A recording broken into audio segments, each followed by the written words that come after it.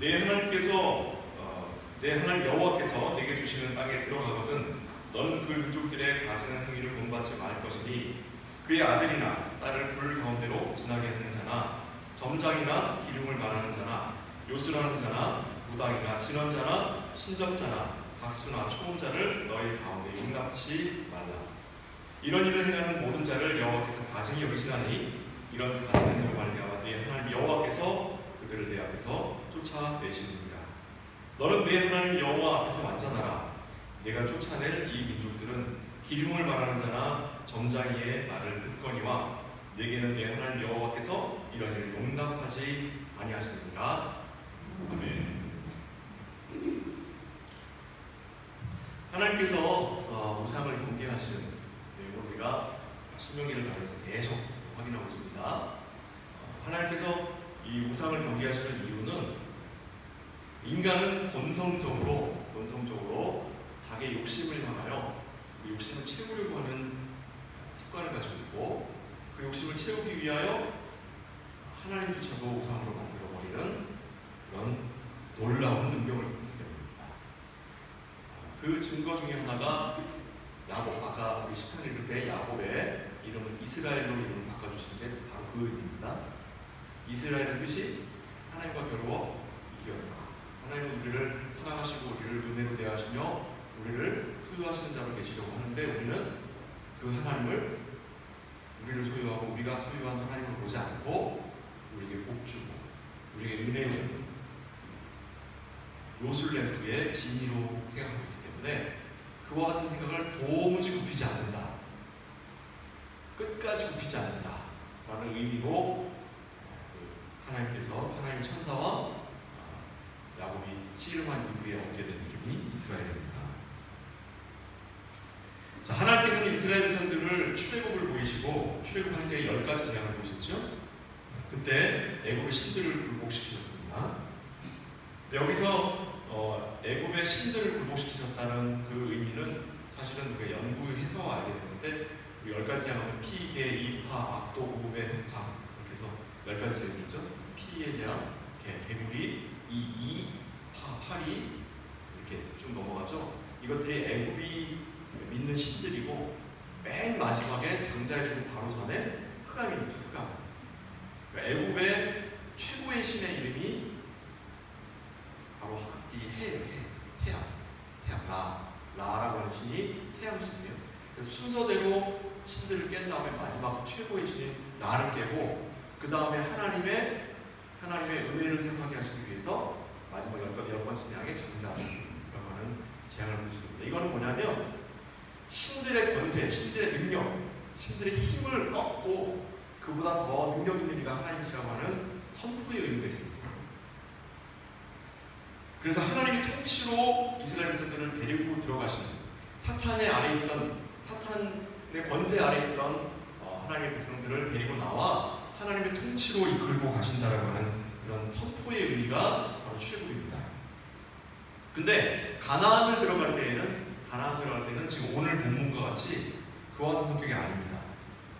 여기에는 지금 어떤 신들을 언급하거나 그 신의 능력을 언급하는 게 아니라 사람들이 가지고 있는 하나님의 백성들이 가지고 있는 인간이 가지고 있는 보편적 습성인 점쟁이를 찾아가거나 무당을 찾아가거나 박수는 남자 무당입니다.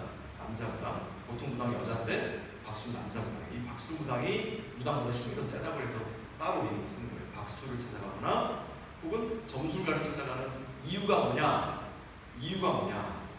그와 같은 마음들을 지금 오늘 경계하고 있는 겁니다. 그러니까 지금 오늘 본문은 그와 같은 무당들을 내치고 그런 우상에 관한 내용들을 내치며 거기다 세워놓은 신당들을 부수는 것만 얘기하는 게 아니라 이건 오늘 무슨 내용이냐면 그와 같은 마음을 가지고 있는 너희 안에 있는 그런 것들을 쫓아가고 그런 것들에 의지하고 싶어하는 너희 안에 있는 마음을 도려내라 하는 말입니다. 그 증거가 뭐냐면 이제 오늘 말씀을 통해 확인해 나갈 겁니다.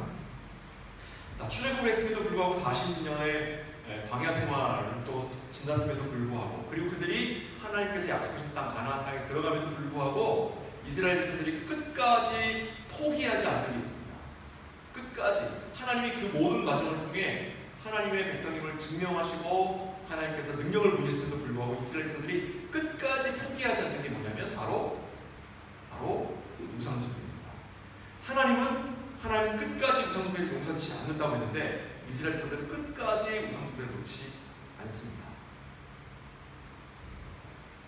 우리가 솔로몬을 지혜의 왕이라고 여기고 훌륭한 왕이라고 여기지만 솔로몬조차도 그의 말년에는 우상을 허용하는 바람에 이스라엘이 유다와 이스라엘, 북이스라엘, 남유다와 북이스라엘로 나눠지고 그리고 북이스라엘 끝까지 하나님을 한 번도 쫓지 않고 남유다도 우리가 알고 있는 히스기야나 요시야 왕을 제외하고는 하나님께로 돌아온 적이 없는 이런 끔찍한 역사를 가게 된 빌미를 제공한 사람이 누구예요?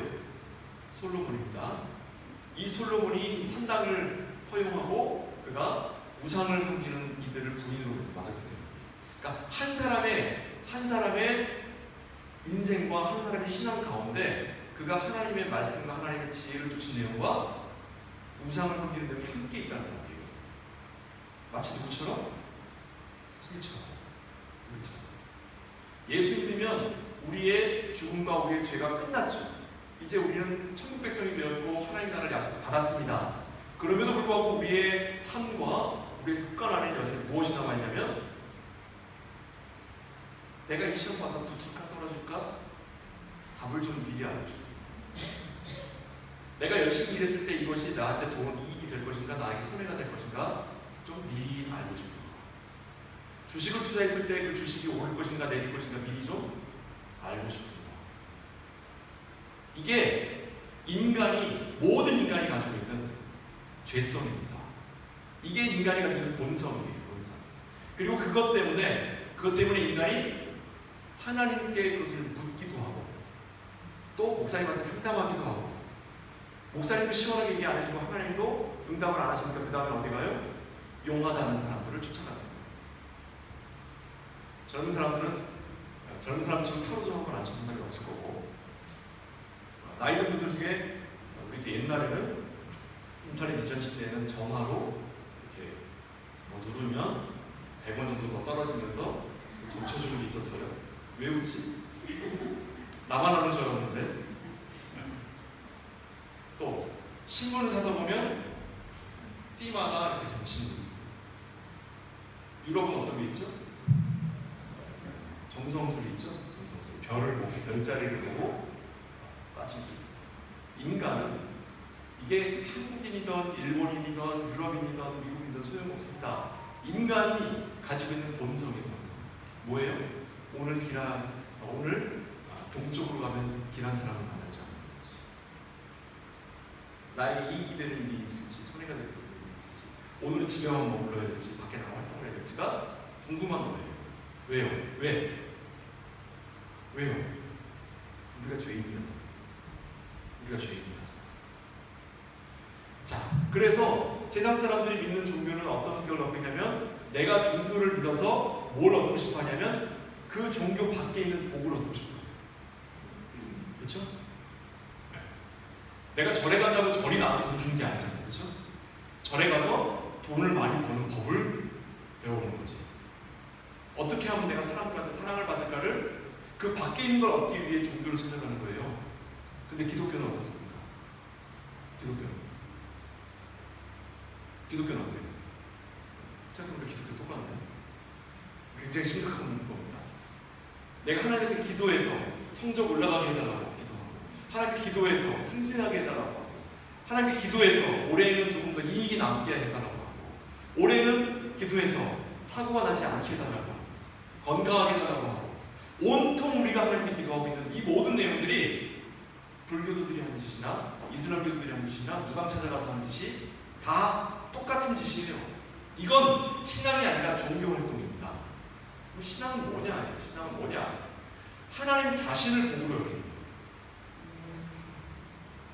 이게 다릅니다. 다른 종교는 그 신앙의 대상과 그 종교 안에 복이 있는 게 아니라 그 밖에 있어요. 그런데 기독교는 하나님 자신이 복입니다. 그 증거가 창세기 15장 1절에 나와 있어요. 창세기 15장 1절에 나와 있습니다. 여러분 창세기 12장, 15장, 17장은요 여러분 신앙생활에 있어서 여러분들이 하나님을 이해하고 나를 이해하고 하나님과 나와의 관계를 이해하는 데 있어서 너무너무 중요한 말씀입니다. 그 중에 15장 1절과 창세기 15장 1절입니다.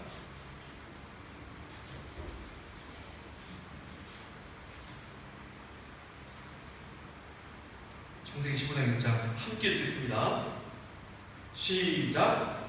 이후에 여호와의 말씀이 사람에게 아브라함에게 임하여 이르시되 아브라함아 두려워하지 말라. 나는 내 방패로 너의 지극히 큰 상을 주리라.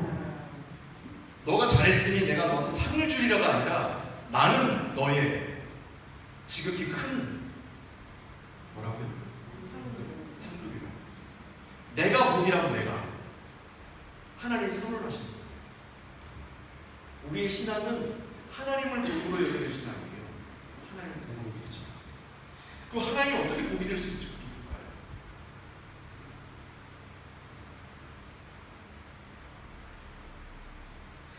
사람들은 전쟁이 언제 일어날지, 자연재해가 언제 생길지, 주식은 어떻고 아파트 가격이 어떻게 될지에 관심이 많죠. 그죠? 그러다 보니까 다양한 이런 불안정성이라고 하는 것에 대하여 사람들이 많이 불안해하고, 또 그런 불안정성은 또 어떤 효과를 갖고 있냐면 대박이 터질 또 그럴 부분도 있어요. 왜냐하면 대부분의 사람들이 돈을 잃기 때문에 돈을 벌 줄 아는 사람은 그런데 돈을 싹 얻어도 지난 몇 년 동안 뭐 코로나도 있었고 막 한국이 막 되게 어렵다고 하고 경제 어렵다고 하고 난리가 났었잖아요.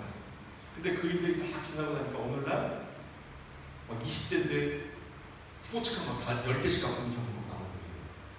그렇게 어렵다는 시절이 지났는데 어마어마하게 부자 됐어요. 반면에 당장 끼니를 해결하지 못하는 젊은 청년들이 굉장히 어렵게 사는 사람들이 있어요.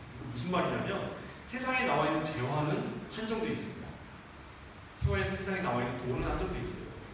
그 돈을 얼마나 공평하게 나누느냐를 연구하는 게 학자들이나 국가의 경제 정책을 세우는 사람들이고, 그걸 얼마나 빨아들여서 내가 많이 취할까를 고민하는 게 인간이에요. 그러니까 사실은 세상을 산다는 건 정부 정책과 개인이 줄다리기 하는 거죠. 온통 삶이라고 하는 게 그런 거예요. 그러니까 어떻게 하면 내가 더 많이 얻고 잃지 않을까, 이게 사람들의 관심사죠. 근데 그리스도인들은 전혀 그와 같은 일들에 대하여 완전히 관심을 끌 수 없죠. 그렇죠? 완전히 관심을 끌 수 없습니다. 그러나 그것이 우리의 첫 번째 된 목적이 된다면 그건 더 이상 하나님을 섬기는 백성이 되지 못하는 거예요. 그와 같은 일들은 부수적인 것들이에요. 부수적인 것이 된다는 게 무슨 말이에요? 오늘 아침에 내가 무슨 색 옷을 입고 무슨 색 넥타이를 매는지에 대하여 고민하죠. 왜요? 이상하게 입고 가면 앞에서 목사가 아무리 설명해도 목사 넥타이 색깔이 왜 저래? 설교가 안 들어와요. 그죠? 목사님, 우리 목사님 다른 거 다 좋은데 왜 옷을 저렇게 입을까? 왜 머리 스타일을 왜 적당히라고 다닐까? 이게 눈에 들어오면 설교 내용이 안 들어오거든요. 예배가 집중이 안 돼요. 그래서 그와 같은 일들을 위하여, 다른 사람들을 위하여 조금 머리도 좀 하고, 이에서 냄새가 날까봐 조금 양치도 좀 제대로 하고, 아침에 좀 향수도 안 뿌리다가 일주일 내내 안 뿌리다가 쉰내 날까봐 좀 뿌리고 이러는 거예요. 그죠? 이쪽에 웃는 사람들은 알기 때문에 그런 거예요. 제가 그런 사람들인 걸. 어떻습니까? 우리가 일상에 대하여 완전히 신경을 끊을 수는 없으나 그와 같은 것들은 더 중요한 가치, 더 중요한 본질을 위하여 우리가 장식하는 것을 누려요. 장식하는 것을. 근데 그 장식이라고 하는 것을 마음을 뺏겨서 그 안에 무엇이 들어있는지에 관심이 없다면 도대체 그게 뭐냐는 거죠. 그게 뭐예요? 신앙이라고 하는 건 뭐냐면 그 겉에 있는 장식들이 아니라 그 본질이 무엇인지로 나아갈 수 있어야 돼요. 본질이 뭡니까? 하나님이 누구신지와 예수 그리스도가 어떠한 분이신지를 아는 거예요. 그리고 그와 같은 일들을 우리에게 약속으로 맺었다는 말입니다. 근데 우리가 자꾸 무당을 찾아가고 타로점을 치고 카드점을 치고 점성술을 보면서 우리가 그런 것에 마음을 빼앗기면서 나 자신의 욕심을 채우는 때에 관심을 갖는 것은 하나님께서 강하게 경계하시는 것이고 하나님이 매우 싫어하시는 것이라는 것을 우리가 분명히 알아야 합니다. 분명히 알아야 합니다. 그러면 하나님께서 우리 지극히 큰 상급이 되시고 또 하나님 자신이 우리의 복이라고 하는 것이 무슨 의미인지를 우리 오늘 조금 살피겠습니다. 오늘 성경의 핵심 부분입니다. 성경의 이 전체에 대하여 우리 고등학생들을 많이 왔는데 우리 고등학교 때 국어 시간에 보면 어떤 책을 읽으면 거기에 소재, 무슨 주제, 이렇게 핵심 이런 것들 막 찾잖아요, 그죠? 오늘 성경이라고 하는 책도 마찬가지로 책이기 때문에 성경의 핵심 구절이 있습니다. 이 전체를 아우르는 핵심 문장이 있습니다. 그 문장이 무엇인지 다루고 그 문장의 의미를 오늘 이야기 나누도록 하겠습니다. 레위기 26장 10절.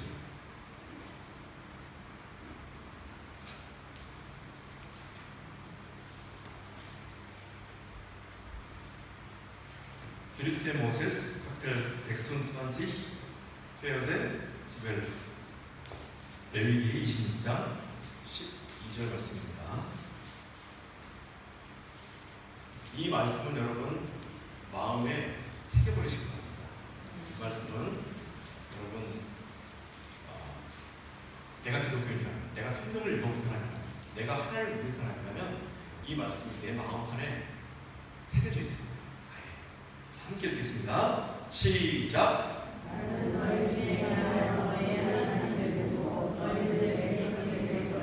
다시 한번 읽겠습니다. 시작.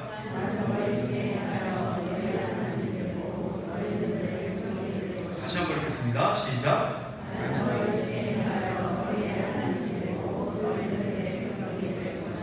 무슨 뜻이죠? 네, 우리 교인들은 다 알죠? 넌 내 거 난 네 거. 따라합니다. 넌 내 거 난 네 거. 넌 내 거 난 네 거. 그죠? 근데 여기 단서가 붙어 있어요. 단서가 하나 붙어 있습니다. 뭐죠? 단어 하나가 이상한 단어가 하나 붙어 있어요. 넌 내 거 난 네 거는 서로 관계 혹은 서로 존재적인 관계인데 여기 하나 이상한 단어가 하나 들어가 있어요. 뭐야? 너희 중에 행하여. 너희 중에 행하여. 누군가는 자 관계예요. 아버지 어머니와 자식 간에는 자식이 무언가 열심히 해야 자식과 그대로 남아있고 그렇지 않으면 아닌 게 아니죠. 그냥 그저 자식은 자식이고 부모는 부모죠. 그런데 여기에 무언가 해야 하는 것이 하나 생겼습니다.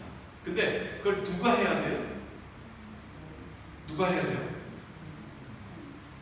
읽는 거에서 누가 해야 돼요? 왜 읽은 대로 얘기 안 해요? 이 문장에서 누가 행하는 거예요 지금? 누가 행하는 거예요? 이게 어려워요. 나는 너희 중에 행하였는데 나가 행하는 거예요? 너가 행하는 거예요? 되게 어려운가 보다 이게. 답이 막 주문 안 나오고 나예요? 너예요? 나예요? 내가 하는 거 맞아요? 여기서 나가 누구예요? 하나님과 우리의 관계는 누가 설정하는 거예요? 그게 전부예요.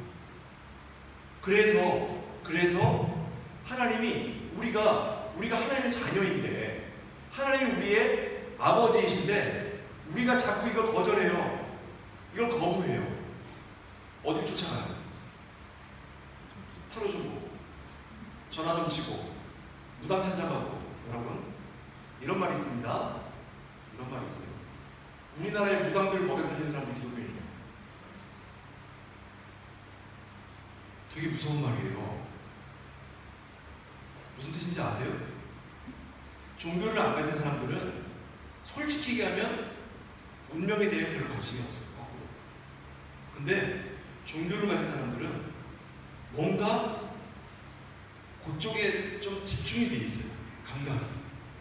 그러니까 내가 교회에서 뭔가 속 시원하지 않으면, 뭔가 좀 미적지근하면, 좀 속 시원한 답을 주는 것을 좀 기웃해버리고요. 거기 뭐가 없나, 내가 한번 간다고 지옥 가겠어. 또 얼마인데? 복채 4만원, 5만원 안 넘어? 4만원? 가볼까? 안 비싸네. 되게 무서운 말이에요. 한국의 무당들을 먹여 살리는 사람이 기독교인이라고. 그럼 여기 유럽은 좀 다를까요? 유럽은 좀 달라요? 똑같아요.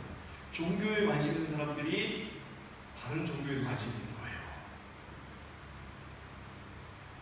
그러니까 희한하게도 교회 다니는 사람들을 물어보면 절에 안 가본 사람이 없고, 심지어 천주교도 안 가본 사람 없고, 다들 다 가봤어요.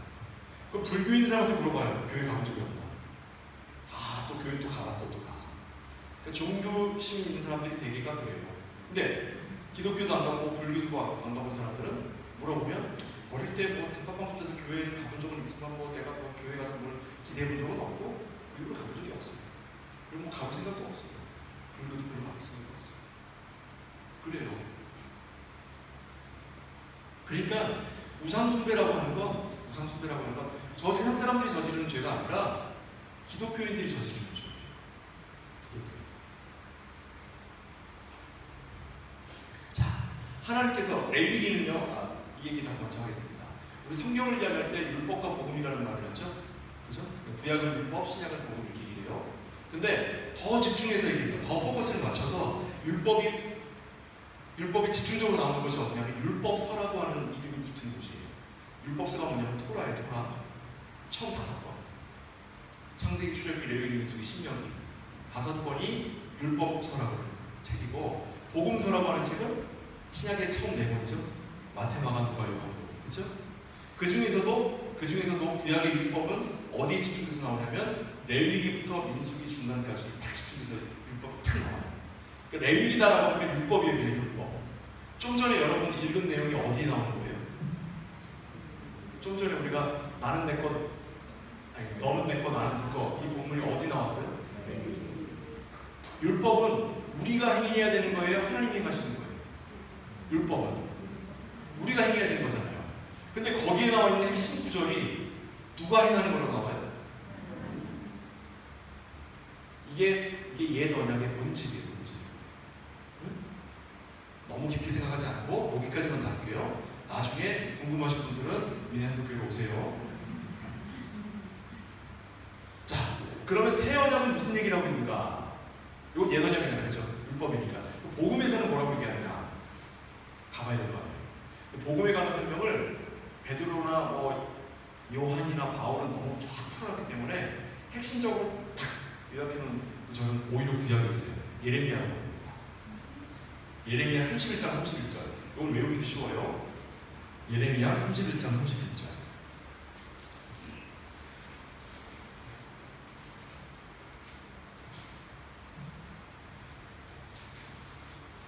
31절부터 34절까지 볼게요. 조금 길지만 알트 테스타멘트 사이트에 1102 예레미야 31장 31절 말씀입니다. 자, 함께 한 목소리를 읽을게요. 여기 읽으실 때에 33절까지 할게요. 31절, 32절은 작게 그냥 주로 읽으셔도 되고 33절은 크게 읽어야 됩니다. 또박또박 31절부터 갑니다. 시작. 여호와의 말씀이라 오라 하나님이 이르니 내가 이스라엘 집과 유다 집에 새 언약을 맺으리라. 이 언약은 내가 그들의 조상들의 손을 잡고 애굽 땅에서 인도하여 내는 날에 맺은 것과 같이 아니할 것은 내가 그들의 남편이 되어서도 그들이 내 언약을 깨뜨렸습니다. 여호와의 말씀입니다. 자, 읽겠습니다. 그러나 그날 후에 내가 이스라엘 집과 맺을 언약은 이러하니 곧 내가 나의 법을 그들의 속에 두며 그들의 마음에 기록하여 나는 그들의 하나님이 되고 그들은 내 백성이 될 것이니라. 여호와의 말씀입니다. 아까 옛 언약이 뭐였죠? 넌 내 거, 난 네 거였죠. 자, 새 언약은 뭐예요? 내용이? 다르네. 좀 전에 다르다고 읽었잖아요. 32절에 같지 아니할 것은 했잖아요. 다르다며. 다르다고 분명히 읽었죠. 근데 왜 옛 언약은 넌 내 거, 난 네 건데 새 언약은 난 네 거, 넌 내 거예요? 눈치 챘어요? 넌 내 거, 난 네 거였는데 난 네 거, 넌 내 거로 바뀌었잖아요. 맞아요? 나는 그들의 하나님이 되고 난 네 거. 그들은 내 백성이 될 것이다. 뭐 같죠. 어쨌든 앞뒤가 바뀌었을 뿐 같죠. 그런데 뭐가 달라졌냐면 그 이전에는 내가 행하여였고 여기는 그들의 마음에 새겨요. 요게 다른 거예요. 요게 내용은 언약의 내용은 같다 다르다? 같다. 율법과 복음이 다른 게 아니에요. 그냥 같은 거예요. 뭐만 달라요? 하나님이 열심히 일하시는 것과 두 번째는 아예 새겨버리는 것.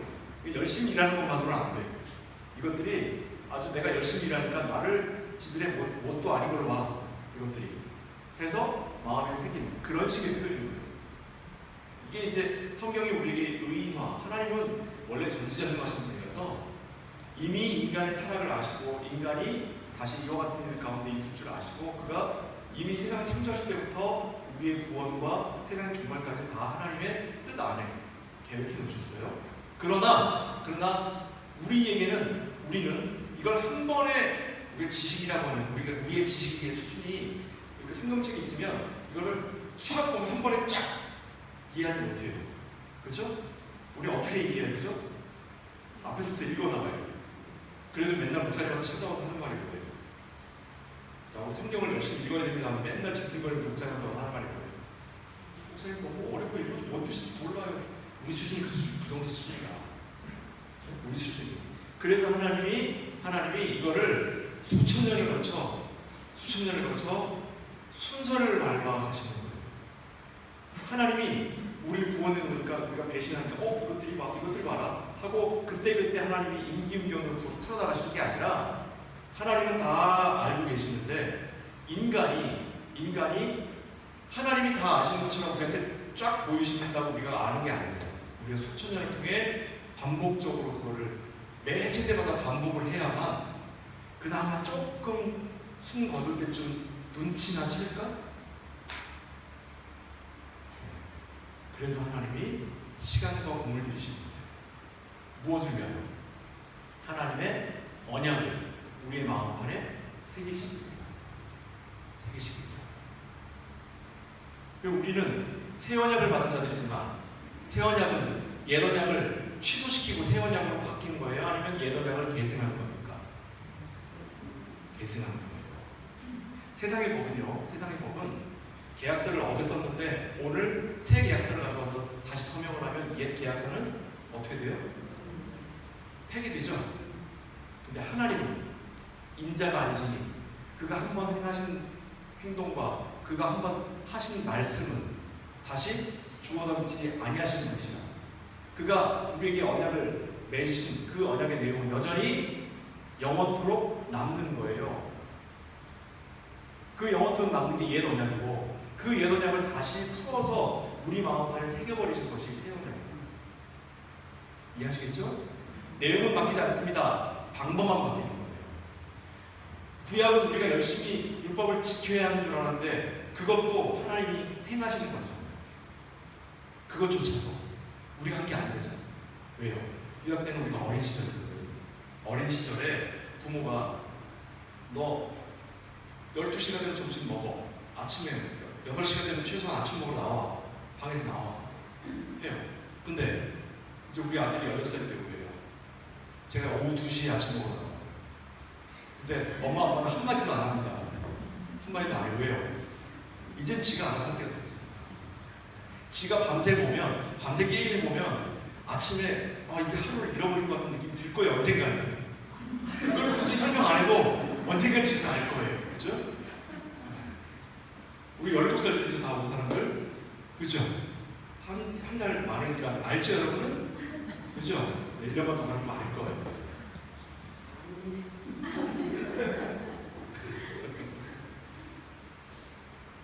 어릴 때에는 엄하게 하는 수밖에 없어요.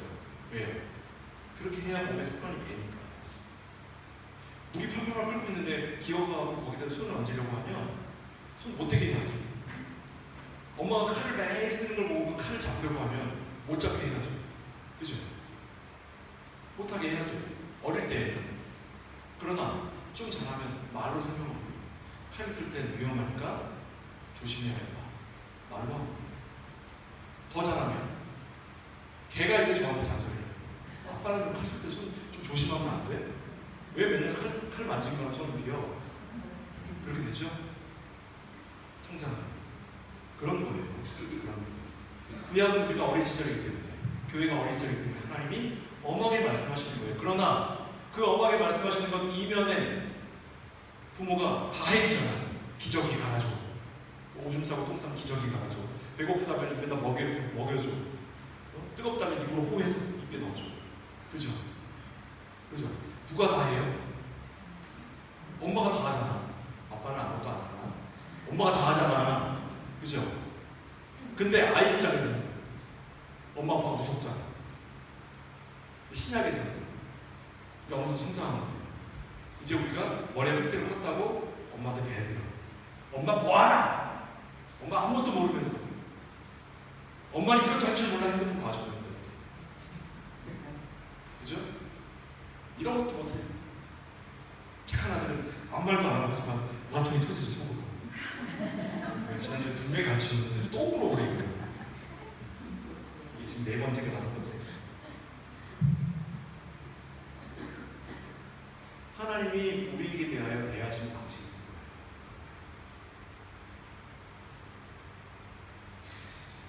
기독교가 세상의 다른 종교와 구별이 되는 것은 하나님께서 열심을 다하시고 우리는 그 안에서 누리며 살아가는 거예요. 우리 하나님께서 세상을 창조하시고 7번째 날 하나님께서 안식하셨습니다. 그 안식하셨다는 말이 하나님 놀고 먹었던 뜻이 아니에요. 여러분, 하루는 뭘 하루라고 하죠? 하루를 뭘 하루라고 하죠? 해가 떴다가 졌다가 이렇게 하는 걸 하루라고 하죠? 24시간을? 그러면 일단 해가 있어야 하루가 있겠네요. 그죠? 맞아요? 최소한 해가 있어야 하루가 있을 거예요. 그러면 창세기 1장으로 가서 하나님이 세상을 창조하실 때 해를 몇째 날 만드셨어요? 당연히 셋째 날 만드셔야지. 그죠? 하루 이틀 이렇게 날짜가 다르려면. 근데 공교롭게도 해를 언제 만드셨어요? 넷째 날 만드셨어요. 넷째 날. 그럼 앞에 첫째 날, 둘째 날, 셋째 날은 뻥이네. 그럼 첫째 날, 둘째 날, 셋째 날이 뻥이면 넷째 날, 다섯째 날, 여섯째 날이 뻥이 아니면 어떻게 해요? 그죠? 그래서 그 하루가 우리가 생각하는 하루가 아니에요. 거기서 말하는 하루는 순서를 이야기하는 겁니다. 순서. 하나님이 일하신 순서. 그러면 7째 날 하나님이 안식하셨다라고 하는 건 무슨 말이에요? 8째 날이 오기 전까지죠. 7째 날. 그때까지 하나님 쉬신다는 거죠. 안식하신다는 거죠. 그죠? 8째 날은 언제예요? 8째 날 아직 안 왔어요. 지금 몇째 날이에요? 지금 7째 날이에요. 지금 하나님이 안식하시고 계시는 동안. 하나님이 안식하신다는 하는 건 뭐냐면 그 전에 6날 동안 만드신 그 모든 것들을 관리하고 보존하시고 지키시고 그 가운데 질서를 부여하셨으니 그 질서를 하나님께서 관리하시는 거예요. 그러니까 하나님의 안식이란 하나님이 놀고 먹었다는 뜻이 아니라 하나님이 열심을 다하시는, 그 전에 창조하신 것보다 더 열심을 다하시는 거예요. 하나님의 열심을 하나님의 안식이라고 표현합니다. 마찬가지로 우리가 하나님의 품 안에서 누린다라는 말 역시 놀고 먹는 게 아니라 그 안에서 하나님과 열심을 다하여 신앙생활을 나가는 거예요. 하나님이 자신의 생명을 다하여 우리를 사랑하신 것처럼 너희도 이와 같이 하라. 이거 아니에요, 성경?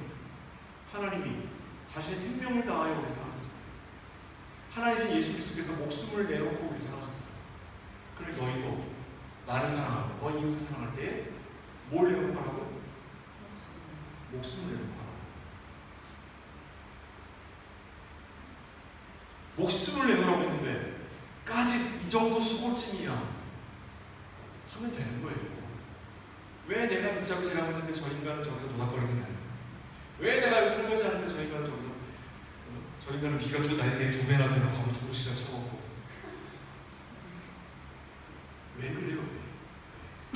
하면 되고 하면 돼요. 왜요? 하나님의 나라는 나 혼자 들어가거나 저희 혼자만 들어가는 게 아니라 우리가 함께 들어가는 거예요. 아까 10편 44편 읽었잖아요. 10편 44편에서 제일 많이 나온 단어가 뭐라고요? 우리예요. 우리. 교회는 우리입니다. 우리가 함께 하나님을 만나고 우리가 함께 하나님의 말씀을 듣고 우리가 함께 하나님 말씀 안에서 누리는 거예요. 이게 우리 신앙생활입니다. 이게 좀 시간이 지났지만 마지막으로 솔로몬 얘기를 좀 하겠습니다. 초반에 솔로몬 얘기를 했었으니까.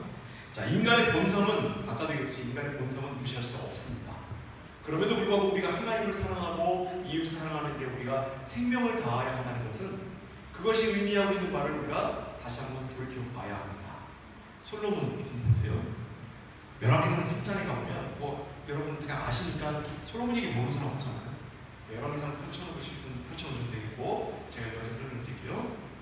열왕기상 3장에 가면 솔로몬이 왕이 되자마자 제일 먼저 하는 게 뭐예요? 지혜를 구한 거라고 생각하시죠? 동화책에 이렇게 나오니까 성경책에 이렇게 나오죠. 제일 먼저부터 했냐면 애국하고 동맹을 맺어요. 출애굽을 한 이후에 최초로 애국하고 좋은 관계를 맺은 왕이 솔로몬이에요. 그리고 그 애국의 바로의 딸을 자기 왕비로 맞아요. 이미 솔로몬은 그의 왕의 이 인생을 시작하면서 벌써 뭐로 시작을 했냐면 우상숭배를 시작해요. 하나님 금하신 것을 어기는 것으로 자신의 왕으로서의 생활을 시작했어요.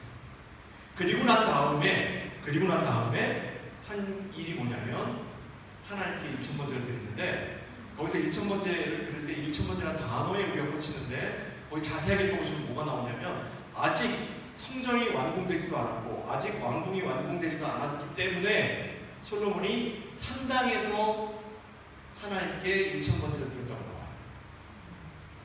산당이라는 단어가 처음 나옵니다. 이 산당이 이스라엘 역사 내내 우상숭배를 상징하는 단어였어요. 그래서 이 유다 왕 중에 하나님을 섬긴 왕은 이 산당을 무조건 깨부셨어요. 히스기야 왕도 그랬고 요시야 왕도 그랬어요. 근데 이 두 왕을 제외한 다른 왕들은 특히 예를 들면 요아스 같은 경우에는 그가 하나님을 섬겼으나 산당을 부수지 않았다 이런 식으로 나옵니다. 네? 그러니까 이 산당을 부수지 않았다는 말은 여전히 우상숭배를 했다는 뜻이에요. 근데 그 우상숭배를 누가 제일 먼저 시작했어요? 솔로몬이에요. 자, 다시 묻습니다. 솔로몬 좋은 왕이에요, 나쁜 왕이에요? 갑자기 인생관이 바뀌어요, 여러분. 그렇죠? 솔로몬 좋은 왕이었는데 갑자기 인생관이 바뀌어요. 설교 한 편 듣고 그리고 난 다음에 시작한 게 뭐냐면 하나님께서 그의 제사를 받으시고 그에게 오셔서 네가 무엇을 갖고 싶으냐? 솔로몬이 하나님 제가 다른 건 내가 갖고 싶은 게 없고요. 오직 하나님의 백성을 다스리는데 내가 지혜가 부족하니 이 백성을 다스릴 만한 지혜를 주옵소서.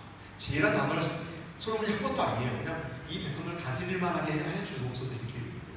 지혜란 단어를 얘기해서 안 했어요. 근데 하나님이 거기다 의미 부여하시는 거예요. 야, 네가 은금을 원하지도 않고 강력한 군사력을 원하는 것도 아니고 강대한 나라를 원하는 것도 아니고 오직 지혜, 하나님의 말씀을 구했으니 내가 이 말씀과 더불어 네가 구하지 않는 것 내가 다 줄게 했단 말이에요. 이러고 났는데 솔로몬이 꿈에서 깬 거예요.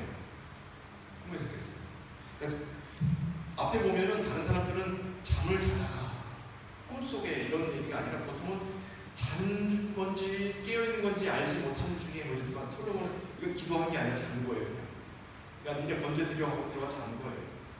그러니까 솔로몬은 지금 이 앞부분 열왕기상 3장을 자세하게 보면 이 왕은 사실 잘한 게 하나도 없어요.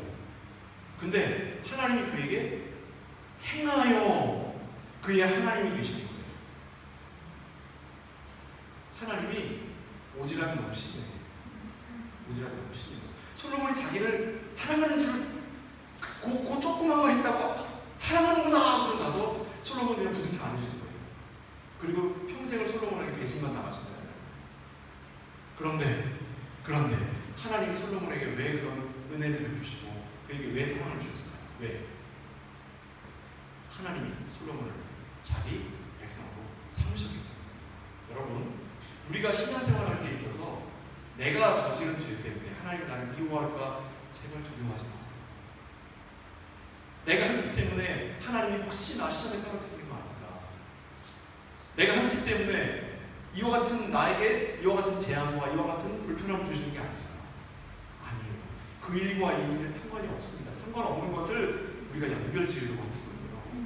우리를 불편하게 하고 우리를 힘들게 하고 우리가 시험에 떨어지게 하는 것은 하나님이 나에게 하나님의 백성이심을 기억하게 하시기 위하여, 내가 하나님을 찾고 하나님을 의지하게 하시기 위하여 하나님이 내게 손님이시는 하나님의 사랑의 표현이에요. 우리의 실패는 하나님이 우리를 사랑하신다라고 하는 두꺼운 하나님의 끌어안으시는 거예요.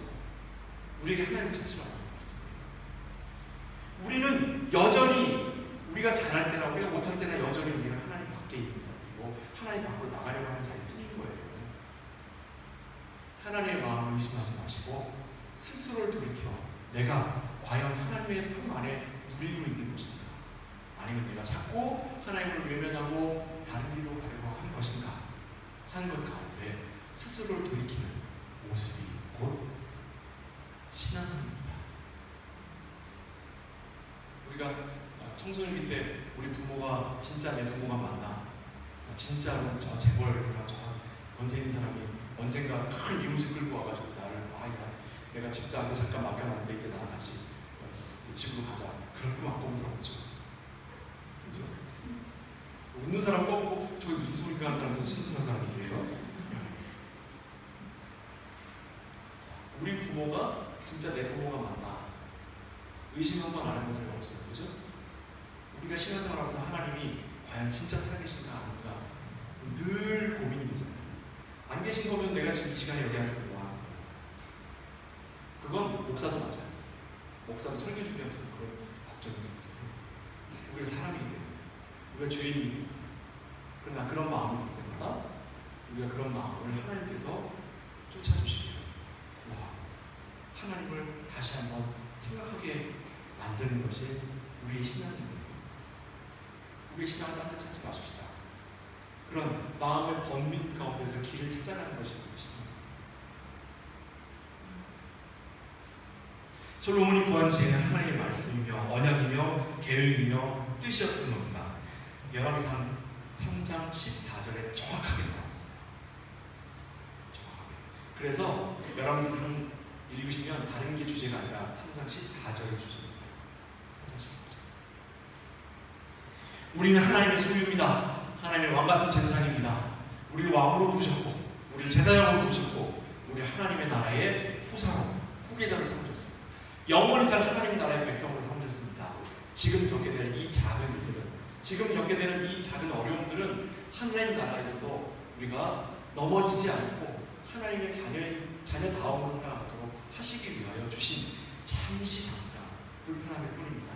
이 불편함 가운데 우리가 흔들려 무당을 찾아가고 점술가를 찾아가고 점성가를 찾아가 점치는 그런 일이 아니라 곧 하나님의 품 안에서 하나님의 뜻을 누리고 사는 저야 되시고 주님의 이름으로 축원을 드립니다. 이것이 전부 하나님의 백성이 살아가는 방법입니다. 기도하겠습니다. 사랑하는 아버지 하나님, 우리가 참으로 죄인이기에 늘 하나님을 모른다 하고 하나님을 외면하며 더 좋은 답을 주는 것이 어디 있지 않은가 하고 고개를 돌려 주변을 돌아보고 있지는 않은지 우리 스스로 반성할 수 있도록 인도하시고, 이 일 때문에 우리를 벌주는 분이 아니라 이 일에도 불구하고 우리를 사랑하시는 분임을 우리가 기억하여 언제라도 우리의 죄를 떨쳐버리고 하나님께로, 하나님의 품으로 달려가 그 품에 호흡하기는 하나님의 자녀가 되도록 허락하옵소서. 예수 그리스도 이름으로 축복하며 기도합니다.